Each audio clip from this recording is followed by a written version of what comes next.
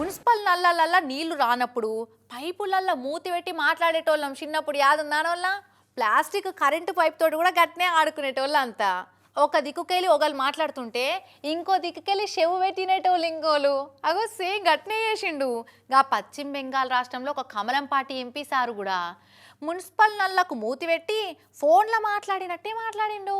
చూస్తున్నారా ఈసారి ఏం చేస్తుండో మున్సిపాలిటీ నల్ల పైప్ కు మూతి పెట్టి హలో మమతా దీदी ఏ హర్ ఘర్ జల్ కా null high pipe high pani నై హై ఆప్కో సునాయి దే రే అని చిన్న పిల్లగాని లెక్క కామెడీ చేస్తుండు.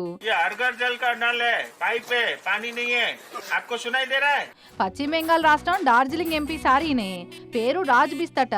మన తాన మున్పటి సర్కారోళ్ళు మిషన్ భగీరథ పేరుతోటి ఇంటింటికి మంచినీళ్ళ పథకం పెట్టినట్టు బెంగాల్లో మమత మేడం కూడా హర్ ఘర్ జల్ పేరుతోటి ఇంటింటికి తాగునీళ్ళు ఇచ్చే పథకం పెట్టిందట.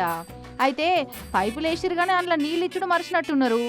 ఎడ చూసినా వట్టి పైపులే మందిని ఎక్కిరిస్తున్నట్టు కానొస్తున్నాయి అని ఇట్లా సెటైర్ వేసిండు సారు. అందరి లెక్క హర్ ఘర్ జల్ పథకం దండుగైంది, కమిషన్ల దందా అయింది అని తీర్చిపోస్తే ఎవ్వరు పట్టించుకోకపోవు.